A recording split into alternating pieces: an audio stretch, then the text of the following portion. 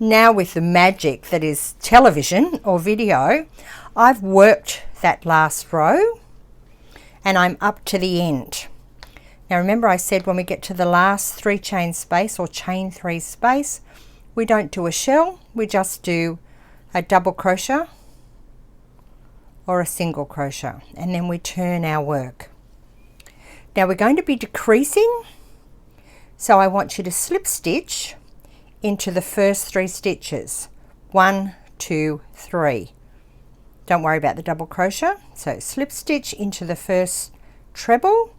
I like to go under 1 loop only. Don't ask me why. It seems to make less of a space, less of a lump, I think. So slip stitch into those 3 trebles or double crochets. 1, 2, 3. And here we are at our 3 chain space. Now just work a shell. So that's double crochet, 3 chain, you're an old hand at that now, and 3 trebles, all into that 3 chain space. What I like to do here, so I don't lose my way, is to pop a marker in this first double crochet. Now you know it's a double crochet or a single crochet because you can see the 2 little birdie's feet sitting on a branch. So I put my marker in there so I know which is my last shell when I come back. So I'm going to work along here all the way to the end, but in the end I will put a shell. Now those notes are in your instructions, but you're working in a funny way. I imagine it's not normal regular crocheting. That's the fun of corner to corner. So we're decreasing one end and we're still working in pattern the other end. So every second row we're going to be doing our slip stitches, not up this end but the end with the marker, and that's why I put the marker in to remind me. Now I'm just going to show you the rectangle already made up. Here we started in our beautiful whirl. This was beautiful colour, salted caramel.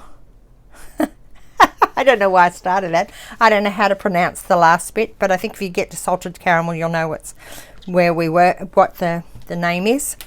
This is where we started. Let's look at our work where our tail is hanging down the bottom.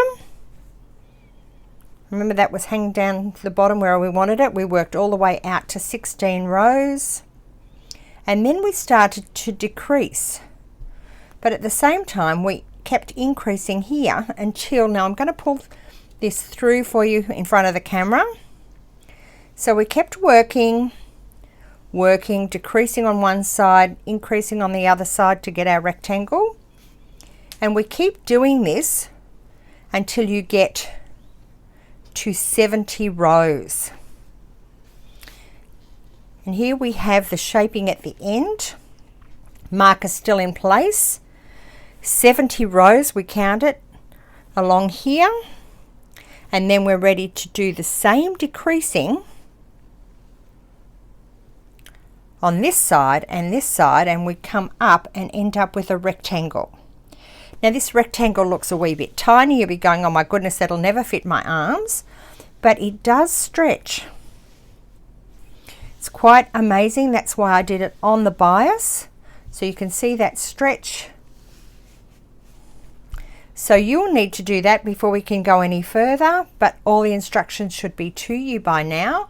Remember, you've got to download them. For some of you, you will have had to download the full pattern from Jenny King Designs website under the free pattern Sharon Crochet Along. Some of you will have been given these first instructions because you got in early, but we need to have all of that done as soon as you can to move on to the next video.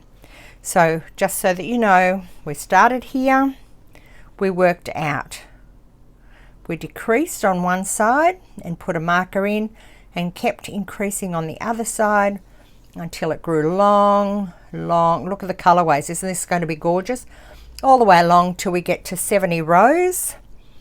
And I'll just show you how to count again with my thicker section. just to make it easier for you, if we put that on the side, row 1, row 2. Now you might see that row 2 is sort of a bit lumpier, so I count in 2. So 2, 4, 6, 8, 10, 12, 14, 16, and this was our first row of changing from a triangle to get to a rectangle, so that's row 17. If you look at it, lay it out flat, it's easy to see, but you probably need a good light. All right, talk to you when we're to the next stage. Bye.